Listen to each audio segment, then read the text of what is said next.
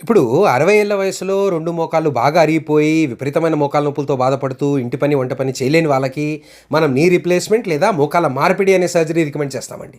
But అదే ఇబ్బంది 35 ఏళ్లలో వస్తే, మనం మోకాళ్ళ మార్పిడి కాకుండా, ఇంకేదైనా ట్రీట్మెంట్ ఆప్షన్ మనకుందా అని పరిశీలిస్తే, one of the most efficient solution high tibial osteotomy అండి. నా పేషెంట్‌కి మోకాలు లోపటి కంపార్ట్మెంట్ ఎంత సివియర్‌గా అరిగిందో చూడండి. కార్టిలేజ్ అంతా అరిగి, లోపలున్న ఎముక కూడా బయటకు కనిపిస్తుంది.